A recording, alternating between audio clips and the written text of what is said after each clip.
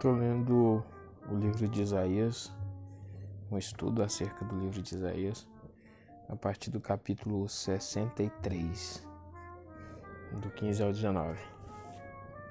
Então não é o 63 do começo, é do 63 do versículo 15 em diante.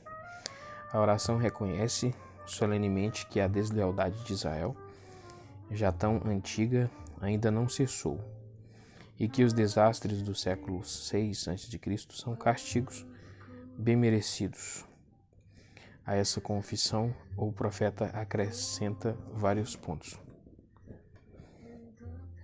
A paternidade de Deus, muito maior do que a de Abraão ou de Jacó, é tal que até mesmo filhos errantes podem esperar sinais do amor dele. A inação de Deus poderia pôr em perigo a sua própria reputação. Deus poderia prevenir os pecados do seu povo se ele assim o quisesse. Mateus 6:13. 64, do 1 ao 7. A oração agora pede explicitamente pela ação de Deus. Os sinais visíveis da sua presença são o que o povo espera ver. O profeta reconhece que, de fato, a pessoa de Deus é invisível. Tendo, portanto, pedido a Deus que haja, o profeta se volta rapidamente ao tema da confissão sincera de pecados. 64, 8 ao 12. Finalmente, o profeta destaca a severidade do castigo de Deus em si mesmo, um apelo implícito para que Deus haja, como são também as perguntas diretas do último versículo. Ele novamente ressalta que Deus é o Pai e Criador do seu povo. Em outras palavras, Deus é confiável para amá-los e para moldá-los como Ele quiser. Ele não pode abandoná-los. Letra J. O destino dos judeus, fiéis e infiéis. 65, do 1 ao 25. Em toda a seção dos capítulos 60 a 64, os temas foram nacionais. O profeta apresentou a toda a nação as promessas divinas de salvação completa e lhe forneceu uma oração comunitária para que Deus cumprisse rapidamente a sua palavra. No capítulo 65, ele encara a realidade contemporânea de que Israel era uma nação divina. Capítulo 57, evidentemente, nem todo o povo estava adorando o Deus de Israel, mas mesmo assim havia um grupo fiel na comunidade. Nos versículos 1 a 7, o profeta corrige de forma apropriada os idólatras rebeldes entre eles e adverte que um dia o castigo de Deus virá. No entanto, os inocentes não sofrerão com os culpados. Aliás, por enquanto, os culpados vão escapar do castigo por causa dos piedosos.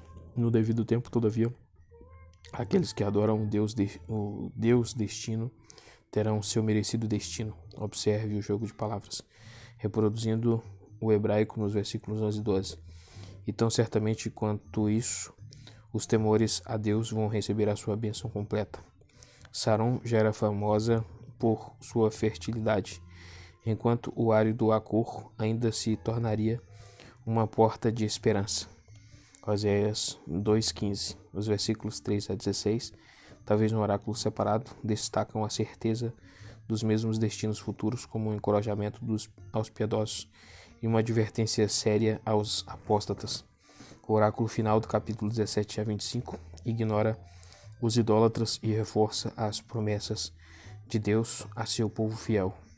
É incerto se o versículo 17 vislumbra a destruição deste universo.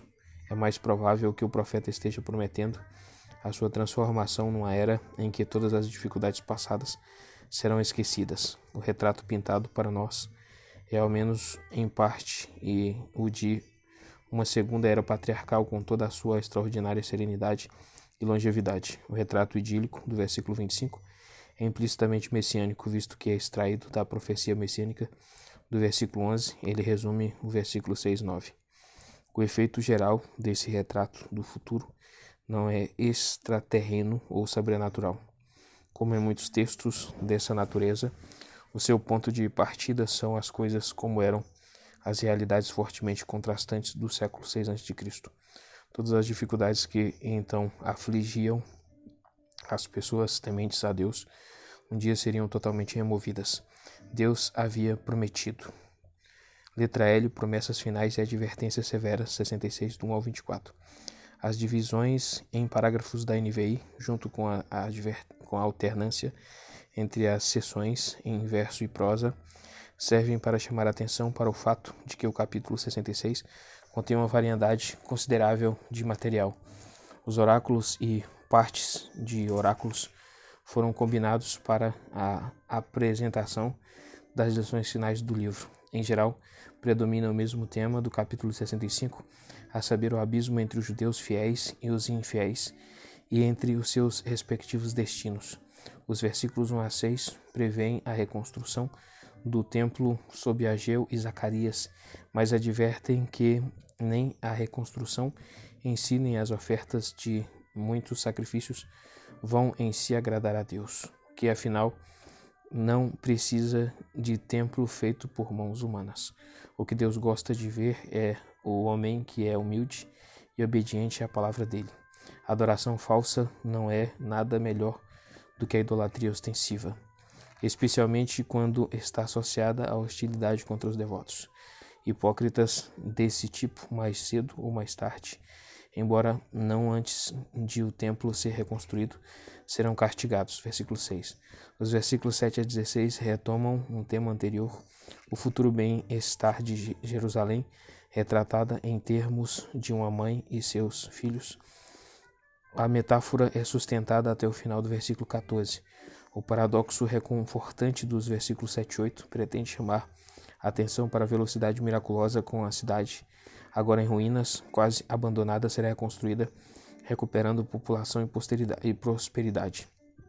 O versículo 11, em sua fartura, mas provavelmente seu leite abundante, Neb, essas bênçãos do povo fiel de Deus vão servir ao mesmo tempo como castigo e sinal contra seus adversários. Versículo 14. Os versículos 17 a 24 também se ocupam com o destino dos judeus rebeldes, especialmente aqueles culpados das degradantes práticas idólatras.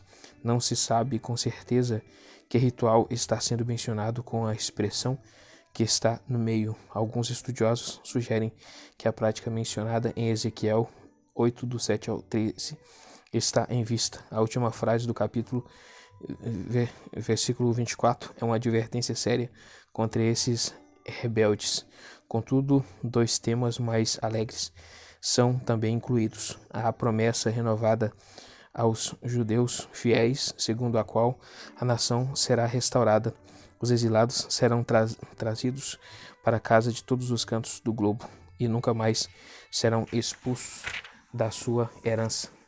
Versículo 22, finalmente encontramos a promessa de que das nações dos gentios virão aqueles que estarão preparados, não somente para ajudar os israelitas, mas também para adorar o Deus de Israel, pois é a sua vontade que toda a humanidade se incline diante dele.